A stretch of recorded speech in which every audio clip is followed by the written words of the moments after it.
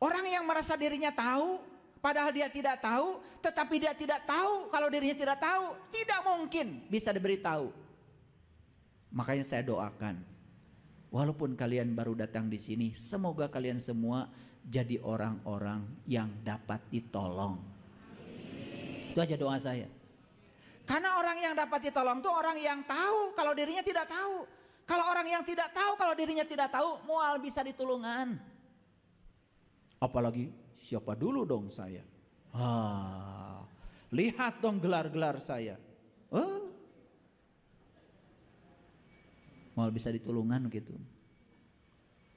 Syarat orang yang bisa ditolong itu orang yang tawadu, yang rendah hati, yang jujur pada dirinya sendiri. Yuk kita sekarang baca ayat ini. Jadi ayat ini lanjutan dari ayat 6, ayat 7, ayat 8. Yang tadi ayat 8 yang sudah saya baca. Banyak manusia yang mengaku beriman kepada Allah dan hari akhir, padahal mereka bukan orang yang beriman, cuman mereka tidak sadar. Lanjutannya ini. Nah, perumpamaan mereka apa? Seperti orang yang menyalakan api. Maka setelah api itu menerangi sekelilingnya, dihilangkan cahayanya dan membiarkan mereka dalam kegelapan, tidak dapat melihat. Paham sampai sini? Jadi perumpamaan orang yang mengaku beriman tuh begitu. Sok-sok ngaku beriman, padahal nggak beriman. Itu seperti orang menyalakan api. Caang seetik poek, caang seetik poek poek, caang seetik poek poek poek. Gitu. Hartos, gitu nggak kira-kira kita? Nah, kalau gitu teruskan ngajinya sekarang. Nah, jelas ya? Ya, kita lanjut ke sini. Ulangi dulu ya. Allahu waliyul ladzina amanu yukhrijuhum minadh dhulumati ilan nur. Jadi kalau pemimpinnya Allah dan yang dipimpin oleh Allah hanya orang beriman, bukan yang mengaku beriman. Selalu dari gelap ke terang, terang, terang, terang, terang, terang terus. Maka di Quran dikatakan tidak ada iman yang berkurang. Jika ada mengatakan iman kadang berkurang, kadang itu imannya orang yang mengaku beriman. Kalau imannya orang yang sejati imannya tidak berkurang, nambah terus. Maka di Quran kan ada kata-kata begini. Huwallazi anzala sakinata fi qulubil mu'min liyazdadu imanan ma'imani. Tidak ada orang yang berkurang imannya kecuali orang yang mengaku beriman. Yang mengaku beriman kadang iman kadang tidak, itu ngaku. Tapi kalau orang yang sudah terbuka mata kolbunya, inna fatahna laka fatha mubina, maka dikatakan huwallazi anzala sakinata fi qulubil liyazdadu imanan ma'imani. Imannya bertambah. Saya kasih tahu kapan rekening kita bertambah. Pertama harus punya saldo, yang kedua harus ada yang nambah. Tahu? Jadi supaya nambah harus ada modalnya dulu, saldonya. Sekarang saya mau nanya, punten, saldo imanmu tuh yang mana? Rek nempel ka mana tuh nambahna? Saldo nage eueuh. Boa rekening nage can aya. Sibuk transfer nomor rekening naon ge nepi ka ayeuna can aya. Boro-boro saldo rek nempel di mana? Makanya Nabi Musa di Quran dijelaskan imannya itu harus diawali. Kan di Quran surat Al-A'raf 143 Nabi Musa itu kan minta melihat Tuhan. Baca nanti Al-A'raf 143. Ya Tuhanku, nampakkanlah diri engkau kepadaku agar aku dapat melihatmu. Kata Tuhan, kamu tidak akan bisa melihatku, tapi lihatlah ke gunung, ke puncak kesadaran. Falamma tajalla rabbuhu lil jabal, dan aku akan bertajali di situ. Aku akan menampakkan diri kepadamu. Begitu Allah menampakkan diri kepada Musa, Musanya itu jatuh pingsan. Fana billah, gak ingat apa-apa yang di dunia ini. Baru setelah itu Musa mengatakan, qala subhanaka tubtu ilaika wa ana awwalul mu'minin. Maha suci engkau ya Allah, inilah awal aku beriman.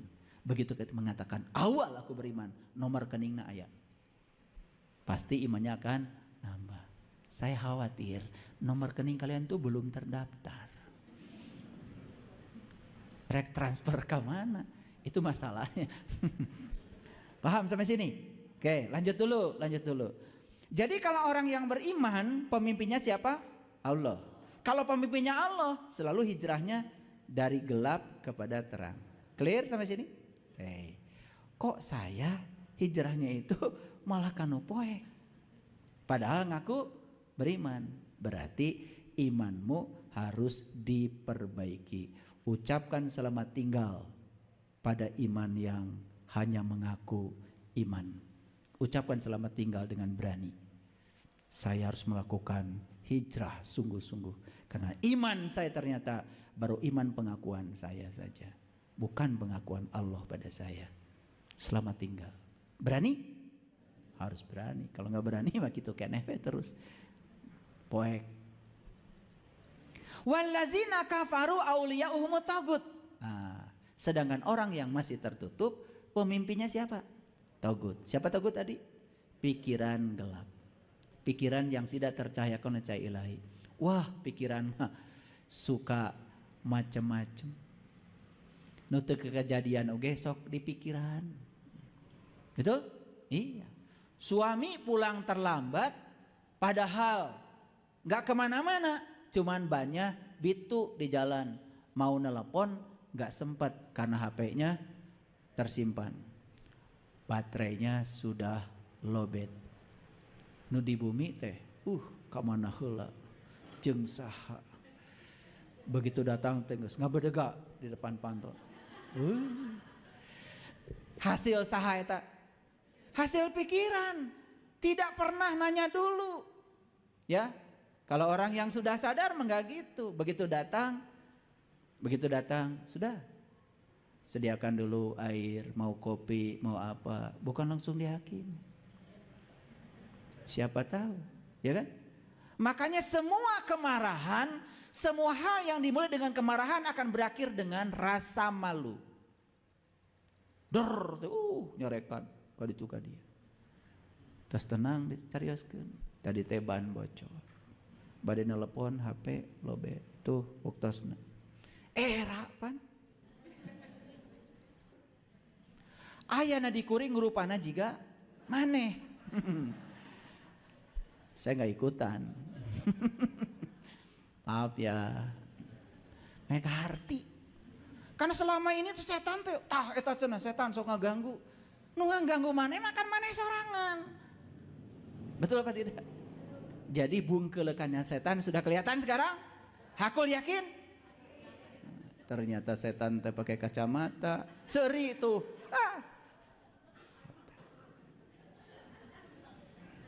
Kita menganggap setan iblis itu sebuah entitas makhluk yang terpisah dari kita yang kerjanya menggoda kita. Padahal tidak ada yang menggoda kita kecuali pikiran gelap kita. Rek merek kabatur nempi kata jadi. Betul gak? Kaburu si pikiran nyarios. Ngeunah we. Nu gawe urang. Atuh hayang mah gawe jiga urang. Teu jadi tah merek. Dibisikin oleh pikiran gelap kita sendiri. Tah pikiran mah kitu bahayana teh. Kalau pikiran belum dicahayakan oleh cahaya ilahi yang berasal dari kesadaran, pikiran kita akan selamanya begitu. Itu yang dikatakan walladzina kafaru auliya'uhumut tagut yukhrijuhum minan nur ilad dulumat. Jadi pindah nate lain tina poek kanu caang, tinu caang kanu poek. Bukan dari gelap kepada terang, tapi dari terang kepada gelap. Sekarang ucapkan selamat tinggal kepada pikiran yang tertutup. Ucapkan selamat tinggal kepada pikiran yang gelap. Mau? Berani? Kalau berani hari ini, memutuskan hari ini, lihat perubahannya. Besok kebahagiaan sudah mulai datang.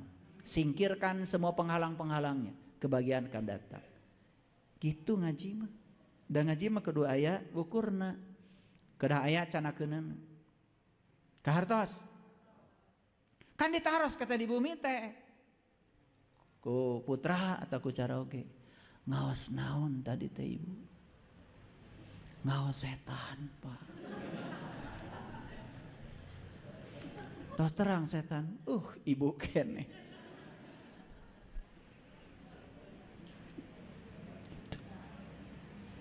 Kan ditaros ke saroge, tepang ibu tadi sareng, tepang. Tepang. Bungkeulekan geuning Pak setan. Make jilbab. Baju hideung. Ya. Kartos? Gitu. Makanya saya sering mengatakan tidak ada yang berbahaya di luar diri kita, karena yang paling berbahaya adalah diri kita sendiri. Musuh terbesar kita adalah diri kita sendiri. Orang teh selama ini salah kaprah menganggap musuh kita di luar diri kita, menganggap setan pun adalah entitas di luar kita. Sekarang ucapkan selamat tinggal pada pemahaman itu.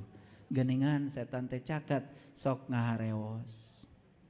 Eta bari masihan 5.000 ditongtak deui ku setan. Entong cenah 2.000. Karo sekarang. Itu namanya hijrah minan nur ila dulumat. Tos sae ngaluarkeun nama 10.000 ditongtak ku setan. Gede teuing cenah. 2.000. Tuh tinu caang kanu poe. Nih saya kasih tahu. Sebenarnya yang saya ceritakan ini adalah pengalaman hidup kita masing-masing. Sok lah emutan. Iraha urang pindah tinu poe kanu caang, iraha urang pindah tinu caang kanu poe. Sok emutan. Da mau tebih atuh. Karena apa? Ieu mah pengalaman urang. Jadi Quran itu sebetulnya bukan cerita ilusi. Cerita sesuatu yang konseptual sekaligus juga faktual, kontekstual. Jadi Quran itu berlaku di sepanjang zaman, tergantung cara seseorang mengupasnya. Inilah pentingnya ngupas Quran itu harus betul bahasanya, harus menggunakan tafsir, tetapi juga harus menggunakan pengalaman spiritual. Sampai sini mengerti? Oke, sering baca ayat ini? Sering. One day one judge. Saking seringnya sampai nggak sadar kalau ini sering dibaca. Pesannya nggak nyampe karena terlalu sibuk membaca. Karena berharap dapat pahala. Iraha jaga. Padahal pahala yang dibutuhkan oleh kita di dia ayeuna, karena hidup itu di sini saat ini sekarang. Coba terapkan sekarang. Dapat nggak pahalanya? Kalau saya terbuka mata kolbunya, saya tasdikun bil qalbi pada Allah, Allah membimbing saya, suara kebenaran hidup pada diri saya, tidak mungkin saya pindah dari terang ke gelap. Saya akan pindah dari gelap ke terang. Kalau begitu, sekarang saya akan buka pandangan kolbu saya, biar saya bisa tasdikun bil qalbi kepada Allah sampai tingkatan imannya isbatul yakin. Yakin adanya Allah karena saya sudah menyaksikan sendiri. Saya tidak akan pindah lagi dari terang kepada gelap. Ternyata saya tahu sisi gelap saya adalah pikiran gelap saya sendiri. Itu yang sering mengganggu dan merusak kehidupan saya. Sadar sekarang? Dapat pahalanya? Pahala itu sekarang. Sebuah pertolongan yang nyata yang bisa menolong diri kita, disebut juga syafaat. Jadi syafaat itu wujudnya ilmu. Jadi syafaat dari Rasulullah itu yang sebenarnya adalah ilmu Rasul yang datang pada kita hari ini, dan ilmu diterapkanlah kita jadi selamat, pindah dari gelap ke terang, bukan dari terang ke gelap. Itu namanya syafaat. Kan selama ini mengartikan syafaat kan lain lagi, betul nggak? Jaga deui. Kumaha? Karena masa yang akan datang itu waktu psikologis. Itu yang dikatakan Einstein. Waktu adalah ilusi. Paham ya? Jadi sekarang saya sedang mengajarkan sekaligus bagaimana cara menghentikan waktu. Hidup di sini saat ini sekarang dengan totalitas. Karena masa depan gak usah dibicarakan. Masa depan ditentukan oleh apa yang kita kerjakan hari ini. Setuju? Setuju? Gitu. Lanjut? Oke, lanjut. Baru satu ayat. Kemudian ayat yang selanjutnya. Ini saya belum sampai ke judul. Karena judulnya kan tadi kita akan dipertemukan dengan pertemuan baru. Akan dihadiahi hadiah baru dalam hidup kalau kita bisa mengucapkan selamat tinggal. Ucapkan selamat tinggal pada segala hal yang tidak menolong kita. Ucapkan selamat tinggal pada segala hal yang tidak membantu kita. Setuju? Yuk. Termasuk juga selama ini kita sholat hanya raga saja menjalankan rutinitas. Ucapkan selamat tinggal, bukan meninggalkan sholat. Tetapi sholat yang semacam itu patut ditinggalkan. Ganti dengan sholat yang diajarkan Rasulullah. Maka Rasulullah mengatakan, "Shollu kama ra'aitumuni usolli." Sholatlah kamu sebagaimana kau lihat aku sholat. Bisa nggak melihat batinnya Rasulullah ketika sholat? Bisa? Bisa? Tuh. Jadi selama ini sholat kita baru melihat lahirnya Rasulullah sholat, batinnya belum tahu. Disitulah kita pentingnya bertemu dengan orang-orang yang mewarisi ilmunya Rasul, supaya tahu lahirnya, tahu batinnya, sehingga sholatnya lahir batin. Selamat tinggal sholat yang hanya lahir saja. Selamat tinggal sholat yang sekedar kewajiban. Selamat tinggal sholat yang hanya rutinitas. Saya ingin mendapatkan kepuasan dari sholat saya. Karena Rasulullah mengatakan, sholat adalah hiburanku. Kalau udah sampai ke sana, ayah rasana sholat. Rindu ingin sholat, bukan gak mau sholat, rindu ingin sholat. Rindu itu karena kita sudah merasakan rasanya. Kalau gak merasakan rasanya, rindu gimana? Paham? Wajar gak kalau anak-anak sekarang gak rindu sholat? Wajar, karena diajarkan. Betul gak? Ibu bapaknya juga sholat, pada gak sekolot. Sekedeng deui. Gitu sebetulnya mah. Jujur nama. Kenapa ibu bapak sholat? Kewajiban. Jika nu bener. Wajiban dilaksanakan dapat pahala, ditinggalkan dapat siksa. Berarti bermuatan. Kalau mengatakan kewajiban gak ikhlas. Dalam teori motivasi, kalau kita mengerjakan sesuatu karena motivasi hadiah, gak ikhlas. Motivasi ancaman juga gak ikhlas. Agak ikhlas sedikit kalau motivasinya adalah kebutuhan. Kenapa Anda sholat? Karena saya butuh sholat. Apalagi ketika tanya, kenapa Anda sholat? Karena saya cinta kepada Allah. Oh gitu. Tadi saya tanya ya di pembukaan, cinta sama Allah? Cinta. Sudah ketemu? Belum. Kok bisa cinta? Lucu ya. Padahal kalian juga nggak bisa cinta sama pasangan kalian kalau belum ketemu. Betul nggak? Kan jatuh cinta itu kusabab sering penak. Betul nggak? Sering penak itu asa ayah pak kuat pak kait ya. Gitu kan. Gitu. Ya kita teruskan dulu ngajinya.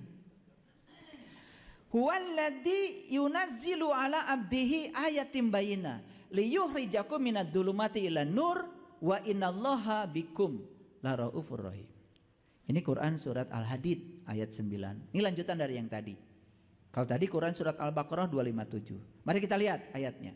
Dialah yang menurunkan kepada hambanya tanda-tanda yang terang benderang. Ayatim bayyinah. Jadi ayat itu bahasa Arab artinya tanda. Bayyinah itu terang benderang. Nih saya kasih tahu. Kalau lampu ini nggak nyala, bisa nggak memindahkan kita dari gelap kepada terang? Ulangi. Kalau lampu tidak nyala, bisa nggak lampu itu memindahkan kita dari gelap kepada terang? Karena syarat untuk menuju terang itu harus ada terangnya. Karena gelap itu artinya adalah ketiadaan cahaya. Begitu dihadirkan cahaya, ya tidak ada gelap, yang ada adalah terang. Paham? Jadi kalau lampu yang tidak menyala, walaupun disebut lampu, bisa nggak memindahkan dari gelap kepada terang? Gak bisa. Setuju? Jadi lampu yang bisa memindahkan dari gelap ke dapat terang itu adalah lampu yang menyala.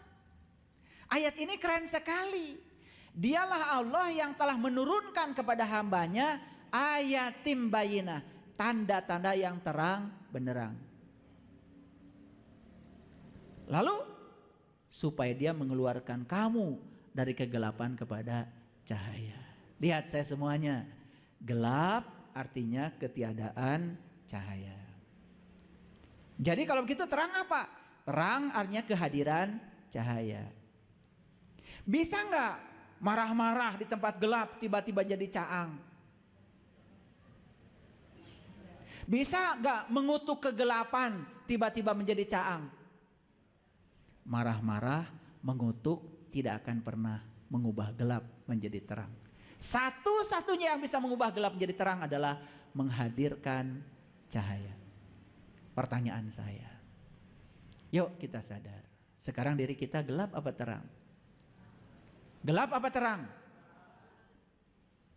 Sepanjang kita masih tertutup, berarti gelap. Bisa dikutuk gak kegelapan? Gak bisa. Orang yang jahat itu gelap, tidak bisa dikutuk. Anak nakal itu gelap, tidak bisa dikutuk. Satu-satunya cara mengubah yang gelap, menghadirkan cahaya. Makanya ketika anak nakal jangan dikutuk. Nakal, kurang aja, jangan. Lihat dulu, dia nakal dari mana bibitnya.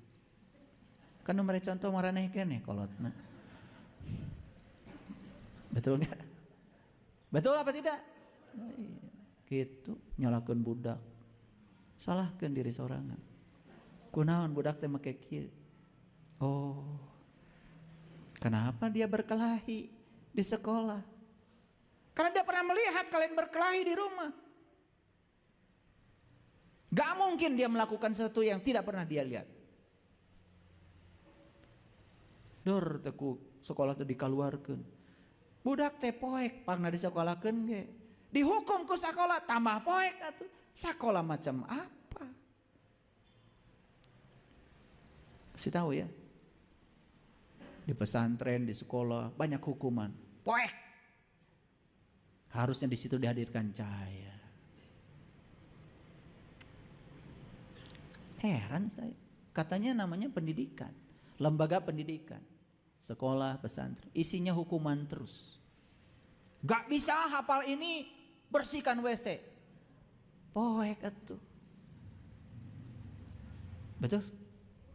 Sekali lagi, orang yang melakukan kesalahan itu gelap, hukuman juga kegelapan. Harusnya tidak boleh ada hukuman. Rangkul. Ketika anak melakukan kesalahan, rangkul, berikan cinta kasih, berikan perhatian. Coba rubah cara lama dengan cara baru. Selamat tinggal cara lama, ubah dengan cara baru. Berhenti menyalahkan anak. Karena anak itu salah, siapa tahu mencontoh perilaku kita sendiri. Setuju? Baru mangut. Ya, dialah Allah yang telah menurunkan kepada hambanya tanda yang terang benderang. Pertanyaan saya, mau nggak oleh Allah diturunkan kepada kita tanda yang terang benderang? Mau? Syaratnya apa? Syaratnya apa? Harus menjadi hambanya Allah. Pertanyaan berikutnya, jujur, selama ini hamba siapa kita? Hamba Allah atau hamba togut? Cenah karasaeun. Nyambung dengan ayat yang tadi. Selama ini kita ini bukan hamba Allah. Karena yang dipertuhankan oleh kita bukan Allah. Tahu juga belum? Yang dipertuhankan oleh kita adalah pikiran. Nu digugu, ditiru ke orang teh tah ieu pikiran poek. Jadi siapa Tuhan kita selama ini? Togut. Makanya pindahnya bukan dari terang bukan dari gelap ke terang. Nu caang ge malah jadi poek. Kan ada orang boro-boro ya kata-kata yang salah bagi dia. Kata-kata bener aja bagi dia mah salah. Nu bener keur si eta mah. Da manehna nu pang benerna.